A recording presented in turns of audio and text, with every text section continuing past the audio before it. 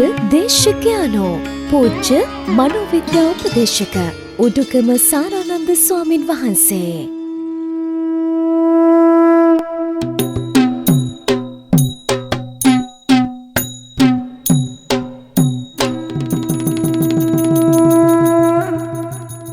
සමන්ත චක්කවාලේසු අත්‍රා ගච්ඡන්තු දේවතා සද්ධම්මං මුනි රාජස්ස සුනන්තු සග්ග මොක්ඛදං ධම්ම ශ්‍රවණ කාලෝ අයං බදන්තා ධම්ම ශ්‍රවණ කාලෝ අයං බදන්තා ධම්ම ශ්‍රවණ කාලෝ අයං භදන්තා.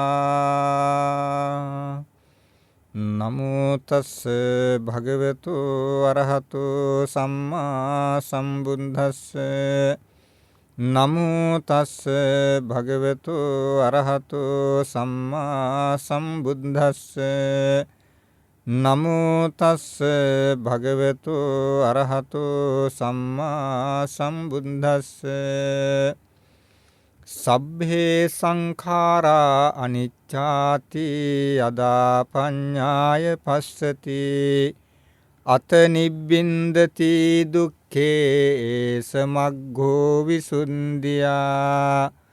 සබ්බේ සංඛාරා දුක්ඛාති යදා පඤ්ඤාය පස්සති අත නිබ්බින්දති දුක්ඛේ සමග්ගෝ විසුන්දියා. සබ්බේ ධම්මා අනාත්තාති යදා පඤ්ඤාය පස්සති අත නිබ්බින්දති දුක්ඛේ සමග්ගෝ විසුද්ධියාති. ධර්ම ශ්‍රවණාබිලාසී කාරුණික පින්වතුනි, සියත බණ මණ්ඩපය බණ මඩුව මුල් කරගෙන අදත් මේ උතුම් උදෑසන කාලයේ සූදානම් වෙන්නේ ජීවිතයට දැහැමි අවබෝධයක් ළඟා කරගන්න. බුදු කෙනෙක් ලෝකයේ පහළ වීමම දුර්ලභ කාරණයක්. ඒ දුර්ලභ වන්නේ මේ ලෝකයේ වාසය කරන සත්වයන් ප්‍රමාණාත් වශයෙන් බැලුවොත් මනුස්සයන්ට වඩා තිරිසන්ගත, പ്രേත, අසුර ආදී තැන්වල, දෙව්ලොව, බඹලොව ආදී තැන්වල ඉන්න පිරිස සාපේක්ෂව බැලුවොත් මනුස්ස ලෝකයේ මනුස්සයන් වශයෙන් ජීවත් වෙන පිරිස බොහොම ස්වල්පයයි. ඒ ස්වල්පය අතුරෙනුත් ලෞතර බුදු කෙනෙක් බවට පත් වෙන්නේ බොහෝම සුළු ප්‍රමාණයක්. කල්ප කාලාන්තරයකට වතාවක් බුදු කෙනෙක් ලෝකේ පහළ වීම තමයි ස්වභාවය. එවන් බුදු කෙනෙක් පහළ වුණාට පස්සේ මනුස්ස ලෝකයේ මනුස්සයන්ට, දෙව්ලොව දෙවියන්ට, බඹලොව බමුණන්ට නිසි මාර්ගයක් හොයාගන්නට පුළුවන්කම ලැබෙන්නේ. එවන් උතුම් බුද්ධ ශාසනයක් පහළ වූ මේ මනුස්ස කුලය ලැබුණු කාල පරාසය තුල බුදුරජාණන් වහන්සේ අපට පෙන්වා වදාළ දේශනාවේ ප්‍රමාණය 84000ක් වෙනවා. 84000ක් ධර්මස්කන්ධය කියලා කියන්නේ බුද්ධ දේශනාවට. ඒ උතුම් බුද්ධ දේශනාව ශ්‍රවණය කිරීම පමණක් අපේ ජීවිතය සාර්ථක කරන කාරණාවක් වෙන්නේ නැහැ. ඒ ශ්‍රවණය කරන දහම ප්‍රායෝගිකව ජීවිතයට එකතු කරගන්නට ඕනේ. ඒ එකතු කර ගැනීම තුලයි අපේ ජීවිතය ජය ගන්න අපට පුළුවන්කම ලැබෙන්නේ. 84000ක් ධර්මස්කන්ධය තුල බුදුරජාණන් වහන්සේ ප්‍රධාන වශයෙන් අපට අවබෝධ කරගන්නට කියලා සඳහන් කළ කාරණාවක් තුනක් මේ මාතෘකා පාඨයේ සඳහන් වෙන්නේ. සබ්බේ සංඛාරා අනිච්චාති. සබ්බේ සංඛාරා දුක්ඛාති. සබ්බේ ධම්මා අනාත්තාති. ත්‍රිලක්ෂණය කියලා කියන කාරණා තුන. සියලු සංස්කාර ධර්මයන් අනිත්‍ය වූ ස්වභාවය, සියලු සංස්කාර ධර්මයන් දුක්ඛ වූ ස්වභාවය, සියලු ධර්මයන්ගේ අනාත්ම ස්වභාවය. අනිත්‍ය දුක්ඛ අනාත්ම.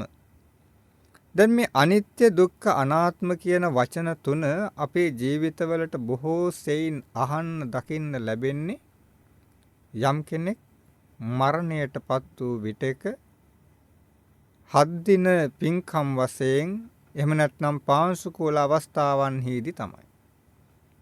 ඒ නිසා මේ කාරණාවන් පිළිබඳව අපිට අහන්න ලැබෙනවා. හැබැයි අපි හිතනවා මේක මලගෙදරක කියන්න ඕනේ බණක්ද මේ කියන්නේ කියලා. නෑ පින්නතුනි.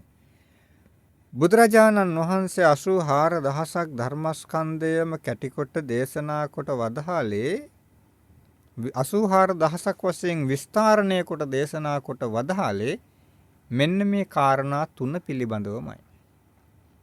කෙනෙක් ජීවිතය සකස් කරගන්න, ජීවිතය පවත්වන්න, ජීවිතය අවබෝධ කරගන්න මේ කාරණා ත්‍රිත්වය අවබෝධ කර ගැනීම ප්‍රමාණවත්. හැබැයි මේ කාරණා තුන එහෙම අවබෝධ කරගන්න පහසු නැහැ.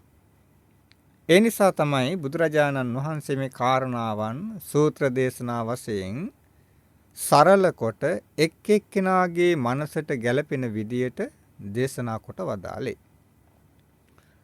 දැන් අද දවසේ අපි මේ ඉරිදා උදෑසන කාලය කියන්නේ ඔබට බොහෝම නිදහස් මනසක් තියෙන වෙලාව. මේ නිදහස් මනස මේ මොහොතේ පැවතුනාට ඔබ හෙට දිනේ එහෙම නැත්නම් සඳුදා දිනේ මේ උදෑසන කාලේ මේ තරම් නිදහසක් නැහැ. දැන් ඔබ කල්පනා කරලා බලන්න කලින් දවසේ එහෙම නැත්නම් මේ ඉරිදා දවසේ තියෙන නිදහසට මොකද වුනේ? ඉරිදා දවසේ උදෑසන නැගිටිනකොට තිබුණු නිදහස, සැහැල්ලුව, සැනසීම සඳුදා දවසේ උදෑසන අවදි වෙනකොට අපේ ජීවිතේට නැහැ. මෙන්න මේ ස්වභාවය තමයි අපි අවබෝධ කරගන්න ඕනේ ස්වභාවය. මේකට කියනවා අනිත්‍යතාවය, වෙනස් වෙන සුළු බව. උදෑසන කාලය එකයි, එකම දවස ඉර උදා වීමත් එක්ක අපේ ජීවිතය පටන් ගන්නවා. දවසක් ආරම්භ වෙනවා. නැවත දවස නිමා වෙලා නැවතත් දවසක් ආරම්භ වෙනවා. කාලය වෙනස් වෙනවා. ඒ වෙනස් කාලයේ පරාසය තුල අපි නිින්දෙන් නැගිටින්නේම වෙනස් පුද්ගලයන් වශයෙන්.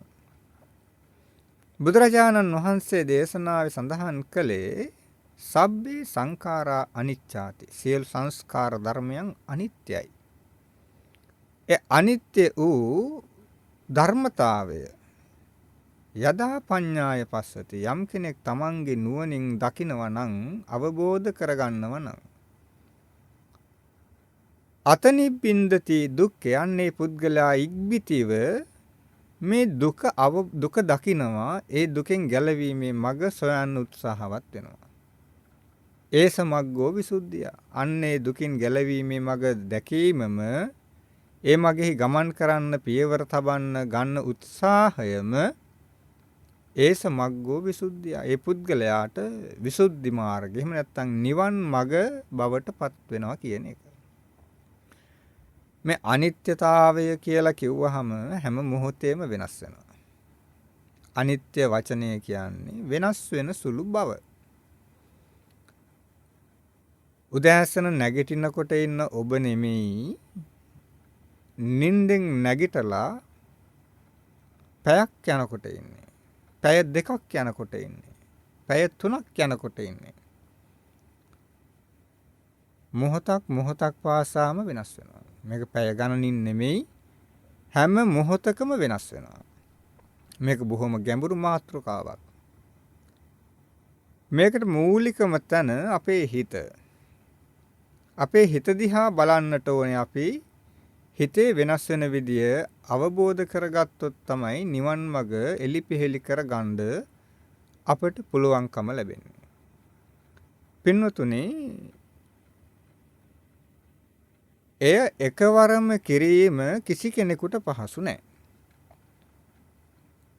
සිතක වෙනස් වීම දකින්න, සිතෙහි අනිත්‍යතාවය දකින්න, සිත ක්‍රියාත්මක වෙන විදිය දකින්න පහසු නැහැ. ඒ පහසු නැති නිසාම අපි බාහිර වශයෙන් තියෙන වස්තුන් අරමුණු කරගෙන පළමු කොට මේ වෙනස සමාජය තුලින්, අවට පරිසරය තුලින් යම් අවබෝධයක් ලබන්න උත්සාහවත් වෙන්නට ඕනේ. එවිටයි අපිට මේ සිතෙහි වෙනස දකින්න පුළුවන්කම ලැබෙන්නේ. බුදුරජාණන් වහන්සේ දේශනා කොට වදාළේ අනිත්‍යතාවය, දුක්ඛතාවය, අනාත්මතාවය කියන මේ ලක්ෂණ තුන යම් කෙනෙක් තමන්ගේ නුවණින් දැක්කනම්, හැබැයි මෙතනදී විශේෂයෙන් මතක තියාගන්න ඕනේ මේ වෙනස, අනිත්‍යතාවය, දුක්ඛතාවය, අනාත්මතාවය තමන්ගේ මනසින් දකින්නට ඕනේ බාහිර වස්තුන්ගේ පමණක් නෙමෙයි.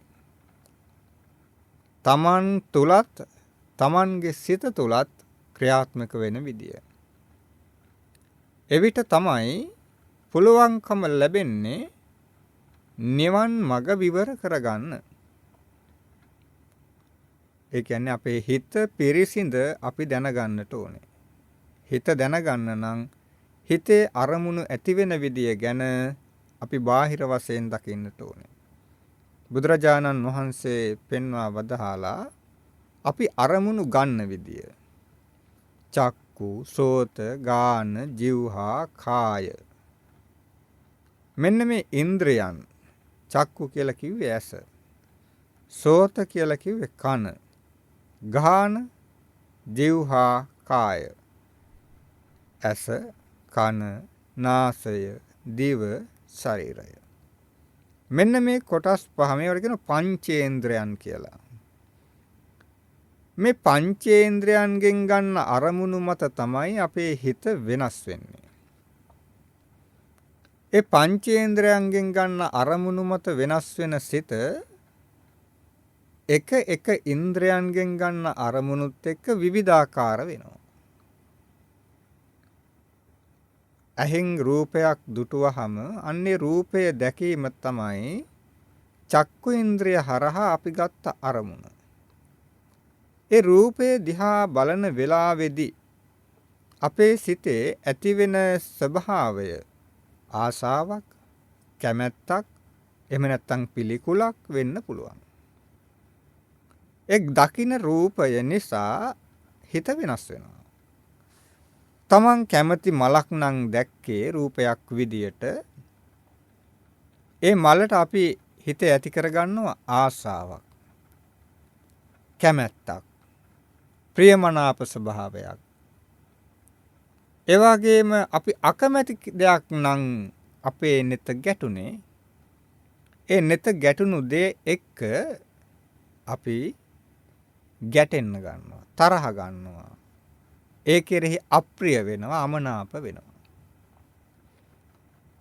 අප්‍රිය, අමනාප ඇති වෙන මොහොතේ හිත ක්‍රියාත්මකයි.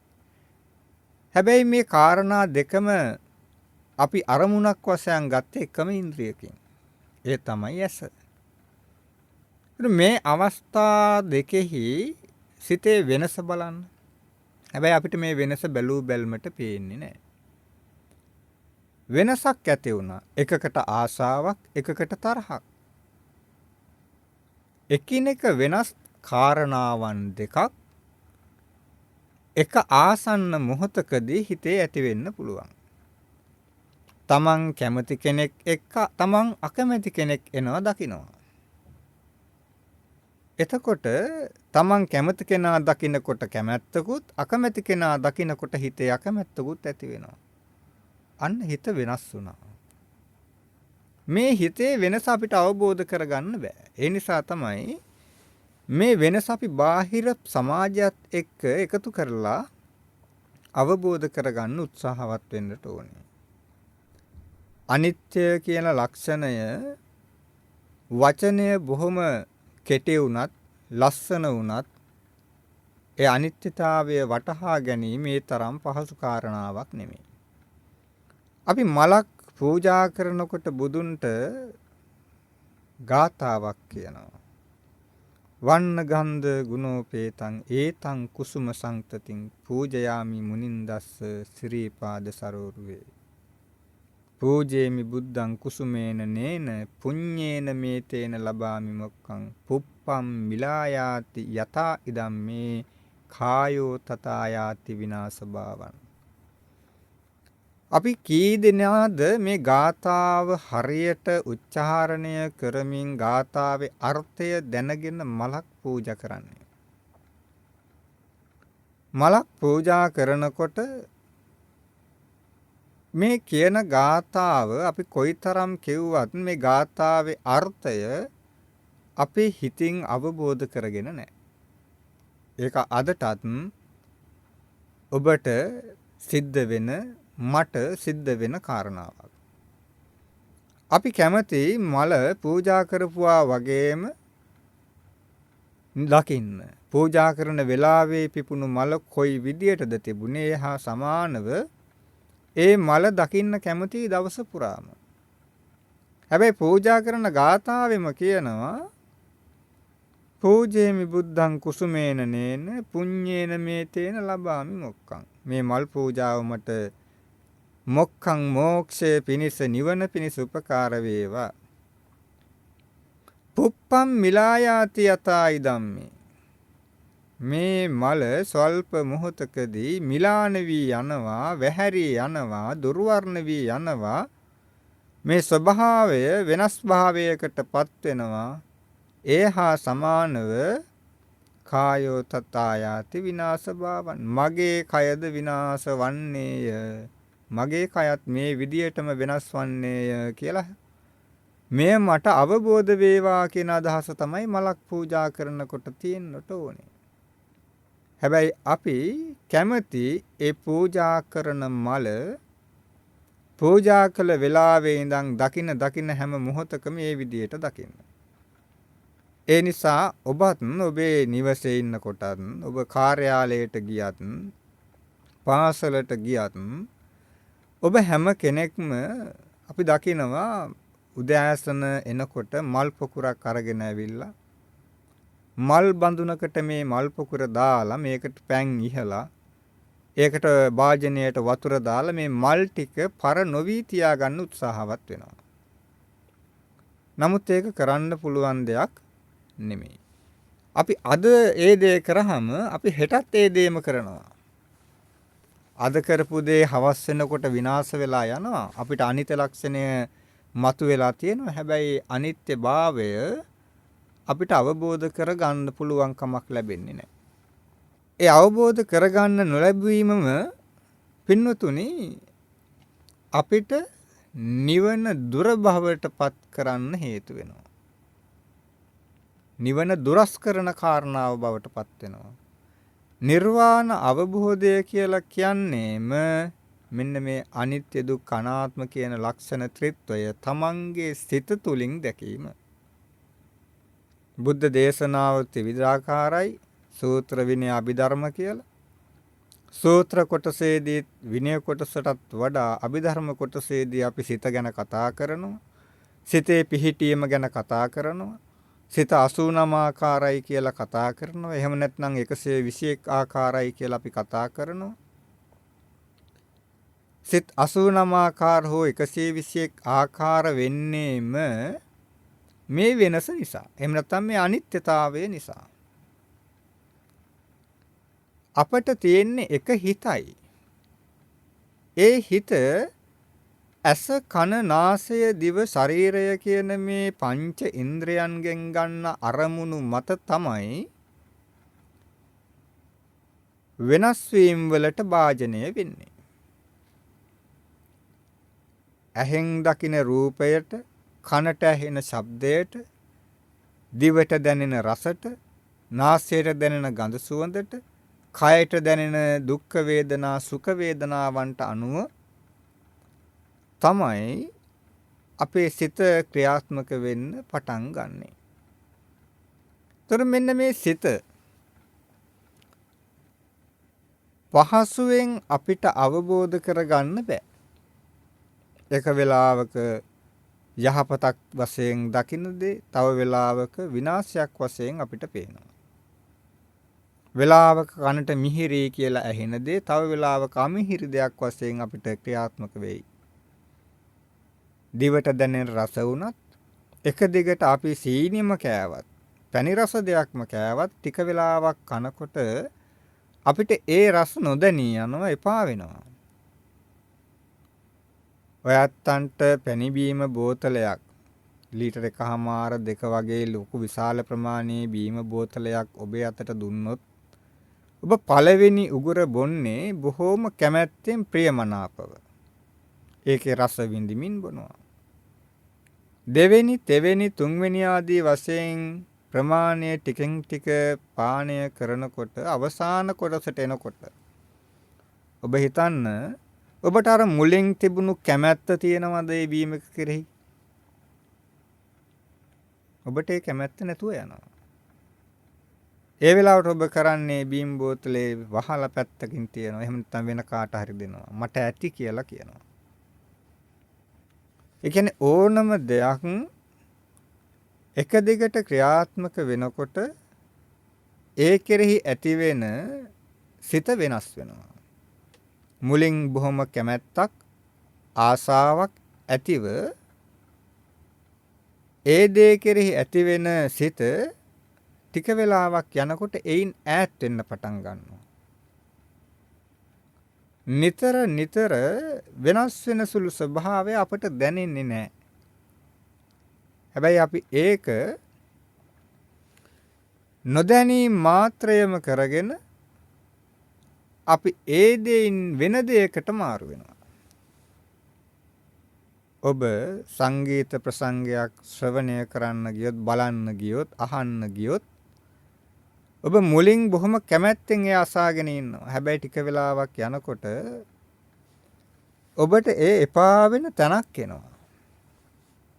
එක්කෝ එය අහල එපා වෙනවා, ශබ්දයේ වැඩි නිසා එපා වෙනවා. එහෙම නැත්නම් තමන් අකමැති සින්දු ඇහෙනකොට එපා වෙනවා. තමන් බලාපොරොත්තු වෙන විදියට සංගීත කණ්ඩායම හෝ ගායක ගායිකාවන් නොපැමිණෙනකොට අපට ඒක එපා වෙනවා. විවිධ හේතු මත මේ වෙනස් වීම අපිට නොදැනුණත් ඒ වෙනස් වීම මත ක්‍රමයෙන් අපි අපේ ජීවිතය අවබෝධ කරගන්න තියෙන අවස්ථාවන් නැති කරගන්නවා. පින්වතුනි, අන්න ඒ නිසා අපි අපේ ජීවිතය නිතරම අවබෝධ කරගන්න උත්සාහවත් වෙන්නට ඕනේ. මෙන්න මේ කාරණා තුන. ඒ තමයි වෙනස් වෙන සුළු බව, ඒ වෙනස නිසා දුක හට ගන්න බව, අපි කැමති විදියට කිසි දෙයක් ලෝකේ පවත්වන්න බැරි බව. මේක කාරණා වශයෙන් බලනකොට මේ අනිත්‍ය, දුක්ඛ, අනාත්ම කියන ලක්ෂණ තුන, වචන තුනක් බොහොම පහසුවෙන් කිව්වට තේරුම් ගන්න පහසු වචන තුනක් නෙමෙයි. ඒ නිසා බාහිර සමාජයත් එක්කම අපි බලන්න ඕනේ. අර මල් පොකුරක් උදේ අරන් හවස් වෙනකොට ඒකේ වෙනස් වෙනවා වගේ. එකම දෙයක් එක දිගට පානය කරනකොට ඒකේ රසය වෙනස් වශයෙන් දැනෙනවා වගේ.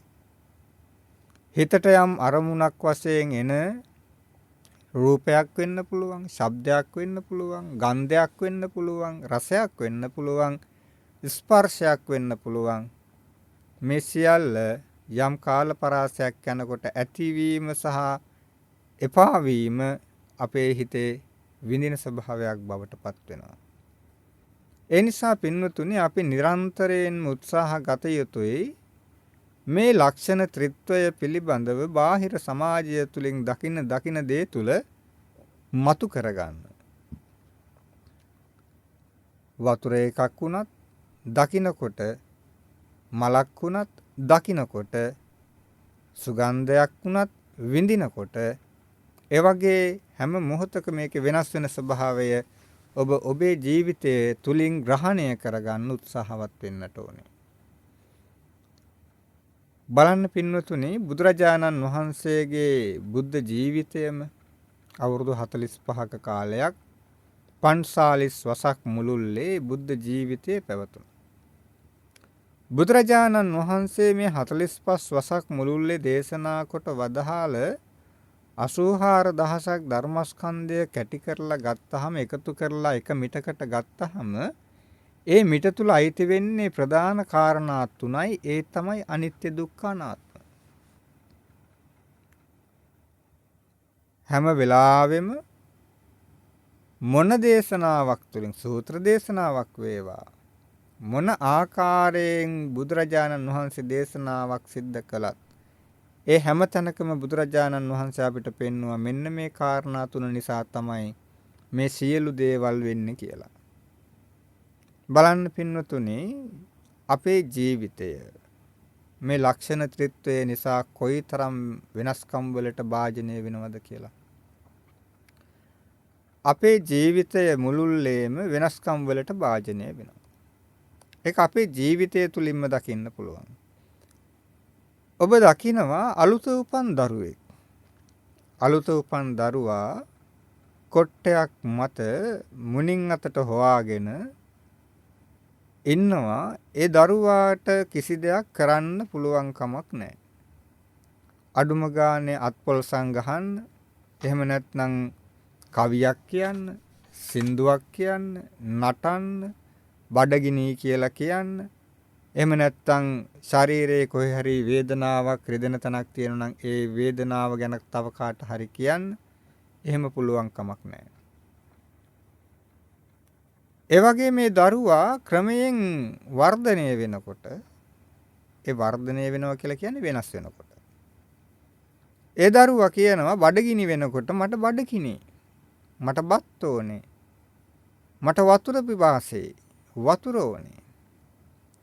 ඒ දරුවා තව ටිකක් යනකොට තව ටිකක් වර්ධනය වෙනකොට කියන්නෙත් නැහැ. බඩගින්න දැනෙනකොට තියෙන ආහාරයක් අරගන්නවා. පිපාසාවක් හැදෙනකොට කිය ඉන්නේ නැහැ. ගිහිල්ලා ඒට ගැළපෙන විදිහේ වතුර වීදුරුවක්, බීම වීදුරුවක් ආදී දෙයක් අරගන්නවා. තවත් ඉහළට වර්ධනය වෙනකොට තමන්ට ඕනේ දේ ලබා ගැනීම පිණිස කල යුත්තේ කුමක්දයි අවබෝධයෙන් යුක්තව ඒවාට සුදුසු පරිදි ජීවිතය හැඩගස්වා ගන්නවා. දැන් මේ එකම කෙනා අලුත උපන් දරුවා ක්‍රමයෙන් වර්ධනය වෙනකොට ලදරු විය, ළමා විය, යෝන් විය, තාරුණ්‍යය, මැදි විය, වයෝවෘද්ධත්වය මේ පියවරෙන් පියවර ඉහළට යනකොට වර්ධනීය වෙනසක් තමයි වෙලා තියෙන්නේ.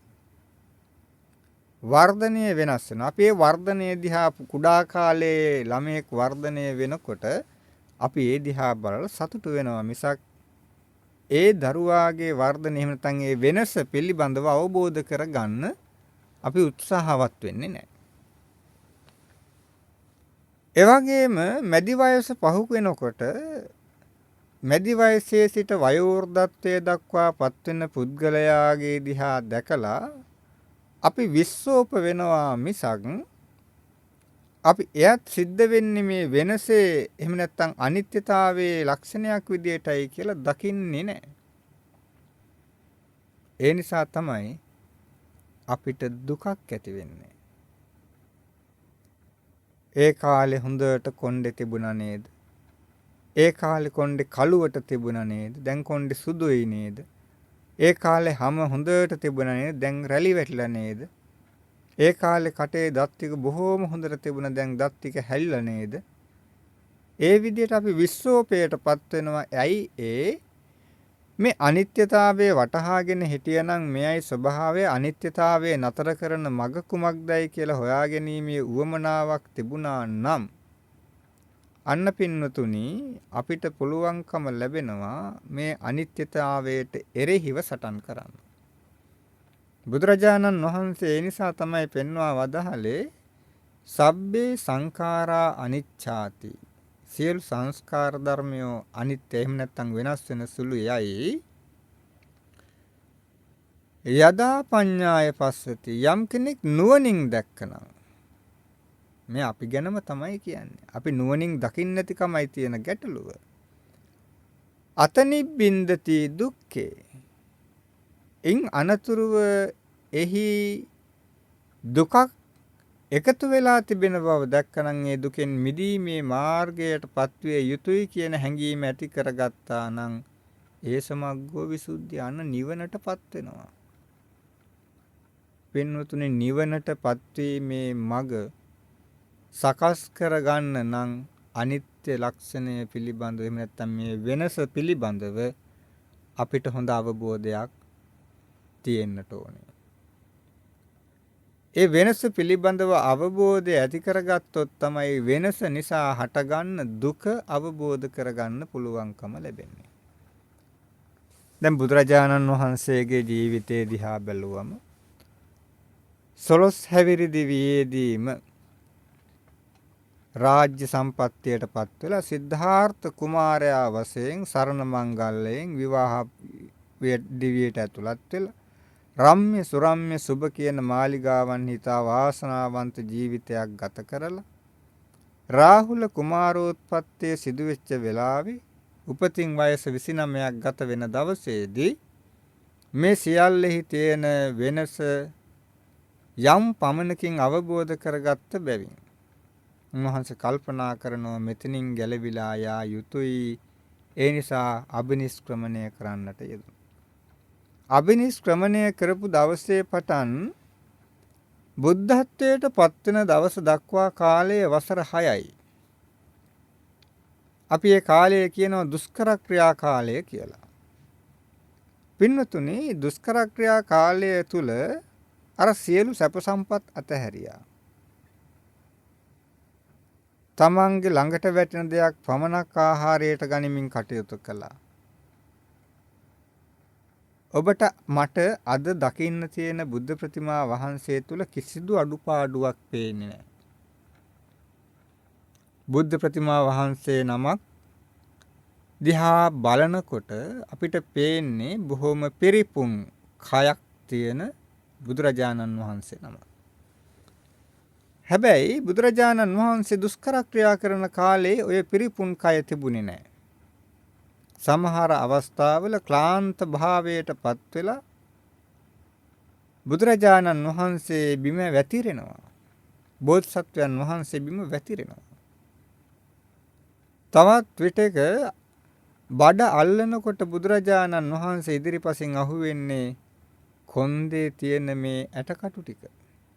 ඒ තරමට මස් නැහැ. ශරීරය කෘෂ වෙලා කෙට්ටු වෙලා. පිටිපස්සෙන් අල්ලනකොට අහුවෙන්නේත් පිටකොන්ද. ඉස්සරහින් අල්ලනකොට අහුවෙන්නේත් පිටකොන්ද.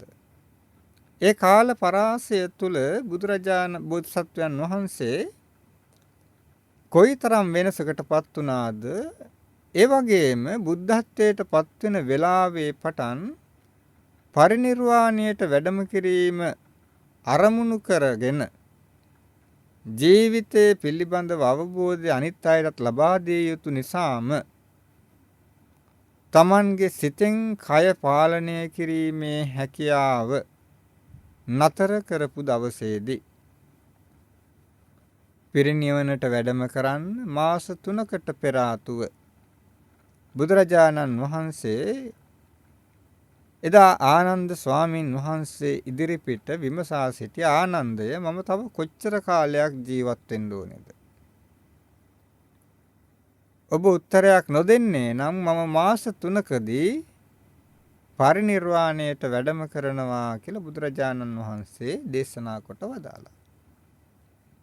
අන්න මෙය සිද්ධ වුණු කාලපරාසය තුල මේ අවසාන මාස 3 තමයි බුද්ධ ශරීරය බුදුරජාණන් වහන්සේ හිතින් අතෑරියේ. එතකන් කය පාලනය කරේ සිත විසින්. ඒ නිසා තමයි පින්වතුනි කය සිතින් පාලනය කරගෙන හිටිය නිසාම බුදුරජාණන් වහන්සේගේ බුද්ධ කාය වෙනස් වුණේ නැහැ. තවත් තැන්වලදී අපිට දකින්න ලැබෙනවා බුදුරජාණන් වහන්සේ දා සිද්ධාර්ථ කුමාරයාව අභිනිෂ්ක්‍රමණය කරපු දවසේදී මංගල අසිපතගෙන තමන්ගේ කේශ කලාපය සිඳ දැම්මාට පස්සේ ඉතුරු වුණු කෙස් ටික ගුලි වෙලා දැන් ඔබට අපිට බුද්ධ ප්‍රතිමා වහන්සේ තුල දකින්න ලැබෙන්නේ ඒ විදියට ගුලි වුණා. එතනින් එහාට කේශ කලාපයේ වර්ධනය වුණේ නැහැ කියලා තියෙනවා. ඒ වගේම මේ සියල්ල නිමා වෙන දවස තමයි පරිනිර්වාණයට මාස 3කට කලින් බුදුරජාණන් වහන්සේ ආයු සංස්කරණය අතහැරියා. ඒ කියන්නේ තව ජීවත් වෙන්නට ඕනෑයයි හිතේ අදහසක් ඇති කරගත්තේ නැහැ. උපරිම කාලයේ මාස 3කදී මම අනිවාර්යයෙන්ම පරිනිර්වාණයට වැඩම කරනවා කියලා බුදුරජාණන් වහන්සේ හිතින් අදිස්ථාන කරගත්තා. අන්නේ අදිස්ථානයත් එක්ක සිතින් අල්ලාගෙන තිබුණු කය බුදුරජාණන් වහන්සේ අතහැරියා. මේ සිතින් කය අල්ලගෙන හිටියේ සැප සම්පත් පිණිස නෙමෙයි. පෞද්ගලික ලාභ ප්‍රයෝජන පිණිස නෙමෙයි. බුදුරජාණන් වහන්සේ සිතින් කය අල්ලාගෙන හිටියේ ලෝක සත්වයාට මේ ස්වභාවය අවබෝධ කර දීම පිණිසමයි. නැත්තම් කෙනෙක් වැරදියට හිතන්න පුළුවන් එහෙනම් බුදුරජාණන් වහන්සේ ඇයි සියල්ල අතහරින්න කියලා හැමෝටම කියමින් මේ ආයු සංස්කරණය අත්හරිනකම් බුදුරජාණන් වහන්සේ ඇයි එහෙනම් සිතින් කය අල්ලගෙන හිටියේ කියලා. නෑ ඒ කය පවත්වාගෙන ගියේ ලෝක සත්වයාට තමන් අවබෝධ කරගත්තා වූ දේ අවබෝධ කර දීම උදෙසාමයි. ඒ සඳහා අවශ්‍ය දේවල් සිද්ධ කරන්න 84000ක් ධර්මස්කන්ධය ලෝකයාට දේශනා කරන්න, ඒ වගේම ඒ තුලින් නිවන් මාර්ගය අවබෝධ කරගන්න විවර කරගන්න විදිය කියලා දෙන්න, සෝවාන් ආදී මාර්ගඵලයන්ට කොහොමදපත් වෙන්නේ කියන එක කියලා දෙන්න. ඒ මගේ රැගෙන ගිහිල්ලා ඒ මගෙන් තමන්ගේ ජීවිත අවබෝධය සසර අවබෝධය ඇති කරගන්නේ කොහොමද කියන කාරණාව මනාව අවබෝධයට ඇති කිරීම පිණිසමයි බුදුරජාණන් වහන්සේ තාක් තමන් වහන්සේගේ කය සිතින් අල්ලාගෙන සිටියේ. සියල්ල අතහැරපු බුදුරජාණන් වහන්සේ පරිනිර්වාණයට වැඩම කරන කාල පරාසය තුල තමයි ඒ මාස 3ක කාලය තුල තමයි හැම රැලි වැටීම්, ඒ වගේම කෙස්වල වර්ණය වෙනස් වීම, කේශ කලාපයේ වර්ණය වෙනස් වීම ආදී, ඒ වගේම මහන්සිය දැනීම ආදී කාරණාවන්ගෙන් ජීවිතය වෙනස් වෙන්න පටන් ගත්තේ. බුදුරජාණන් වහන්සේ මේ සියල්ල හැබැයි අපි වගේ නෙමෙයි නුවණින්මයි අතහැරියේ. අපි යමක් අතහරින්නේ නැහැනේ අවබෝධ කරගත්තා. අවබෝධය කරගත්තා කියලා අපි හිතාගෙන ඉන්නවා. හැබැයි අපිට අවබෝධ වෙලත් නැහැ. ඒකටත් බුදුරජාණන් වහන්සේ කාරණාවක් දේශනා කළා. ඒ තමයි පින්වතුනි බුදුරජාණන් වහන්සේ දේශනාවේ සඳහන් කළා මේ ලෝකේ ලෝභ, දේශ, මෝහ ආදී ධර්මතාවයන් තියෙනවා. මේවට කියනවා අකුසල් කියලා. එහෙම නැත්නම් මෙන්න මේ කාරණාවන් නිසාම අපි මුලාවටපත් වෙනවා. ලෝභ, දේශ, මෝහ කියන කාරණාවන් එක්ක අපි මුලාවටපත් වෙනවා. ඒ මුලාවටපත් වීම නිසා මේක මෝහෙන් අපිට මේ සියල්ල වැහිලා තියෙන්නේ. අවිද්‍යාව කියලා කියන්නේ. අවිද්‍යාව නිසා මේ හරි දෙයක් පේන්නේ නැහැ, දකින්නේ නැහැ, අවබෝධ කරගන්න බෑ. ඒ නිසා අපි නිතරම උත්සාහවත් විය යුතුයි මෙන්න මේ දකින්න දේ, ඇහෙන දේ, විඳින දේ සියල්ල අවබෝධ කරගන්න. අවිද්‍යාවෙන් ඈත් වෙන්න. අවිද්‍යාවෙන් ඈත් වෙන තැන තමයි අපිට පුළුවන්කම ලැබෙන්නේ නිවැරදි දේ දකින්න. මේ අවිද්‍යාව දුරලන ක්‍රමවේදය තමයි අනිත්‍ය දුක්ඛ අනාත්ම කියන ත්‍රිලක්ෂණ ධර්මය අවබෝධ කරගන්න උත්සාහවත් වීම. මොහොතින් මොහොත වෙනස් වෙන ජීවිතයක වෙනස් නොවන දෙයක් නැහැ. එහෙම ලෝකයක වෙනස් නොවන දේවල් හොයන්න ඔබ මහන්සි වුණා නම් එතනත් ඔබ අවිද්‍යාවටපත් වෙලා අවිද්‍යාවට යට වෙලා ඉන්නේ. ඒ නිසා අවිද්‍යාවෙන් තොර වූ පැහැදිලි සංසුන් මනසකින් අවිද්‍යාව යටපත් කරන උතුම් මග ජීවිතයට එකතු කරගන්න උත්සාහවත් වෙන්නට ඕනේ. බුදු කෙනෙක් ලෝකෙ පහළ වෙන්නේ මෙන්න මේ කාරණාවන් අපිට කියා දෙන්න. ඒ නිසා පින්වතුනි බුදුරජාණන් වහන්සේගේ බුද්ධ දේශනාවට අනුගත වෙමින් පළමු කොටම එහෙනම් අපි උත්සාහවත් විය යුත්තේ මේ හිත සකස් කරන්න යන ගමන් මග ආරම්භ කරන්නට ඕනේ. තමන් අවට තිබෙන දේවල් වල වෙනස් වීම තමන්ගේ හිතින් දකින්න උත්සාහවත් වෙන්න. ඒක එකවරම දකින්න බෑ. අවිද්‍යාව නිසා අපිට මේක හරියට පේන්නේ නැහැ. නිවැරදිව පේන්නේ නැහැ. निराවුල්ව පේන්නේ නැහැ. අපි මල් පැලයක් ඉඳුවහම බලාපොරොත්තුවක් තියෙනවා මේකෙන් මල් හටගනී කියලා. ඒ හටගන්න මල මේ විදියක් වෙයි, මේ පාට වෙයි, මේ විදියට අලංකාර වෙයි කියලා අපි හිතාගෙන ඉන්නවා. අන්න ඒ නිසා ඒක තමයි අවිද්‍යාව කියලා කියන්නේ. අපි නැත්තම් මේ ගහ වෙනස් වෙන සුළුයි, මේ ගහේ කඳ වැඩි වෙන ලොකු වෙනවා කියලා කියන්නේ ගහ වෙනස් වෙනවා, මේ ගහ ක්‍රමයෙන් විශාල වෙනවා, මේක පූදිනවා, මල් හට ගන්නවා, මේක වෙන්නේ වෙනස් වීම නිසා කියලා අපි දැකලා අවබෝධ කරගෙන නැහැනේ. අන්නේ අවබෝධය ඇති කරගන්නට තමයි අපි නිරන්තරයෙන් උත්සාහවත් වෙන්නට ඕනේ. ඒ උත්සාහය තුළ තමයි පින්නතුනේ අනිත්‍ය ලක්ෂණය මනාව දකින්න අවබෝධ කරගන්න පුළුවන්කම ලැබෙන්නේ. අනිත්‍ය ලක්ෂණය අවබෝධ කරගත්ත දවසක ඒ අනිත්‍යතාවය නිසා හටගන්න දුක්ඛ ලක්ෂණය දකින්න පුළුවන්කම ලැබෙනවා. දුක්ඛ ලක්ෂණය අවබෝධ කරගන්න බැරි නම් අනාත්ම ලක්ෂණය අවබෝධ කරගන්නත් බෑ. අනාත්ම ලක්ෂණය වේවා දුක්ඛ ලක්ෂණය වේවා මේ දෙකම අවබෝධ කරගන්න නම් පළමු කොට අනිත්‍ය ලක්ෂණය අවබෝධ වෙන්න ඕනේ. අනිත්‍ය දුක්ඛ අනාත්ම කියන ලක්ෂණ ධර්ම තුන අවබෝධ කරගත්ත දවසක අන්න අපට පුළුවන්කම ලැබෙනවා බුදුරජාණන් වහන්සේ අපට පෙන්වා වදාළ නිවනේ දොර විවර කරගන්න. කොයිතරම් බණ ඇහුවත්, කොයිතරම් දන් දුන්නත්, කොයිතරම් සීලාරක්ෂණයෙහි යෙදුනත් ඒ තුල නිවැරදිව හිත පිහිටුවාගෙන පින්නතුනි අපි කටයුතු කරේ නැත්නම් අනියත දුක්ඛ අනාත්ම කියන මේ ධර්මතාවය හඳුනා ගන්න අපට කවදාවත් නිවනටපත් වෙන්න පුළුවන් කමක් ලැබෙන්නේ නැහැ. ඒ නිසා නිවන ජය ගන්න නම් අපි උත්සාහවත් වේ යුතුයි අවිද්‍යාව යටපත් කරමින් අනිත්‍ය දුක්ඛ අනාත්ම කියන ලක්ෂණ තුන අවබෝධ කරගන්න.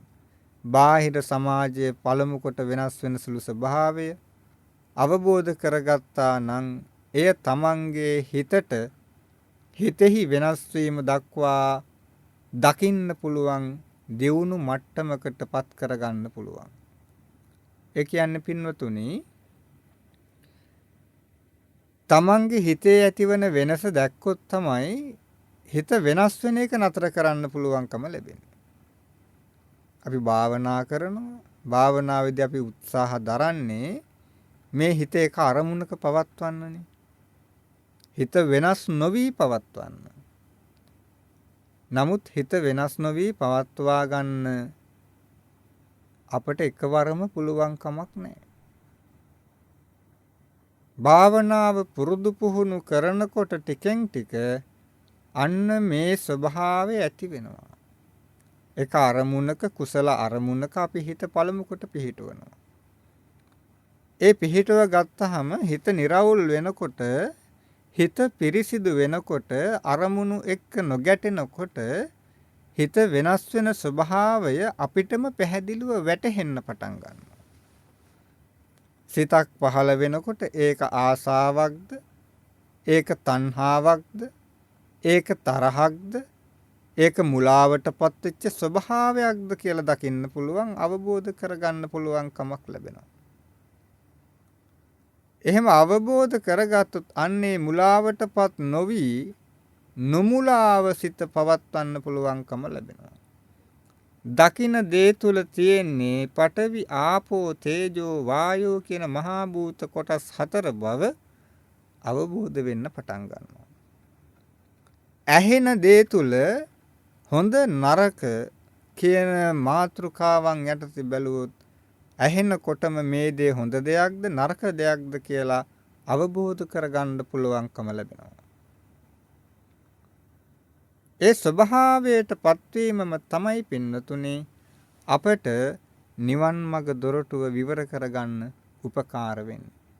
ඉතින් ඒ නිසා අපේ ජීවිතේ ඇති වෙන මේ වෙනස්කම්, ඒ වෙනස්කම නිසා හටගන්න දුක, ඒ දුකෙන් නිසාම අපිට කැමති විදියට පවත්වාගත නොහැකි කියන මේ අනිත්‍ය දුක්ඛ අනාත්ම කියන ලක්ෂණ ත්‍රිත්වයමයි අපි අවබෝධ කරගන්නට උත්සාහවත් වෙන්න ඕනේ. අන්න ඒ විදියට කටයුතු කළොත් ඔබටත් මටත් බුදුරජාණන් වහන්සේ අපට පෙන්වා වදාළ උතුම් නිර්වාණ සැනසෙල්ලට සෝවාන් සකදාගාමි අනාගාමි අරිහත් කියන මගඵලයන්ට පත්වෙමින් සසර දුක්ඛඳ කෙලවර කොට ශාන්ත වූ ප්‍රණීත වූ නැවත නැවත නොයිපදෙන සසර ගමනේ නිමාව සනිටුහන් කරමින් උතුම් සැනසෙල්ලටපත් වෙන්න පුළුවන්කම ලැබෙනවා. ඒ නිසා පින්වතුනි අපි හැම මොහොතකම මේ ලක්ෂණ ත්‍රිත්වය එහෙම නැත්නම් ත්‍රිලක්ෂණය අනිත්‍ය දුක්ඛ අනාත්ම හැම මොහොතකම ඇස් දෙකෙන් දකින්න, කනෙන් අහන්න, රූපයෙන් දකින්න උත්සාහවත් වෙන්නට ඕනේ. එවිටයි අපට අපි බාහිර සමාජය තුල වෙනස අපේ සිතේ වෙනස හා සමාන කරගෙන සිතේ වෙනස නතර කරන තැනට නිවනටපත් වෙන්න පුළුවන්කම ලැබෙන්නේ. ඒ නිසා අද උදෑසන මේ සියත බණ මඩුවෙන් ඔබට ඔබේ සිත ගැනත් මේ වෙනස ගැනත් යම් කිසි අවබෝධයක් ඇති කරගන්න පුළුවන්කම ලැබුණා නම් එය තමයි ඔබේ ජීවිතය ඔබ වෙනස් කරන තැන බවට පත් වෙන්නේ. මේ තාක්කල් අල්වාගෙන ආවා වූ මේ ගමන් මඟ නිදහස් කරන උතුම් නිවනෙන් සැනසෙන්න මේ බණ මඩුවට ගොඩ නැගුණු ඔබ හැමදෙනාට හැකියාව, ශක්තිය, බලය, ආශිර්වාදය අත්වේවා කියන ප්‍රාර්ථනාවෙන් අද දවසේ මෙතකින් මේ ධර්ම දේශනාමය කටයුත්ත නිමාවට පත් කරනවා. ඔබ සියලු දෙනාගේම උතුම් ප්‍රාර්ථනා යහපත් සංකල්පනා මුදුන් පමුණුවාගෙන මෙලොව ජයගෙන පරලොව ජයගෙන සසර ජයගෙන උතුම් නිවනින් සැනසෙන්නට මේ ධර්ම ශ්‍රවණමය කුසලය හේතු වාසනා වේවා කියලා අපි ප්‍රාර්ථනා කරනවා. ආකාසට්ඨා ච බුම්මට්ඨා දේවා නාග මහිද්దికා පුඤ්ඤන්තං අනුමෝදිත්වා චිරං රක්ඛන්තු සම්බුද්ධ ශාසනං. ආකාසට්ඨා ච බුම්මට්ඨා දේවා නාග මහිද්దికා පුඤ්ඤන්තං අනුමෝදිත්වා චිරං රක්ඛන්තු සම්බුද්ධ දේශනං. ආකාසට්ඨා ච බුම්මට්ඨා දේවා නාග මහිද්దికා පුඤ්ඤන්තං අනුමෝදිත්වා චිරං රක්ඛන්තු මං පරං. චිරං රක්ඛන්තු ත්වං සදාති. හැම දිනාටම උතුම් තුනුරුවනේ ආරක්ෂාව රැකවරණය නිවන පිණිස හේතුපකාර වේවා. තෙරුවන් සරණයි.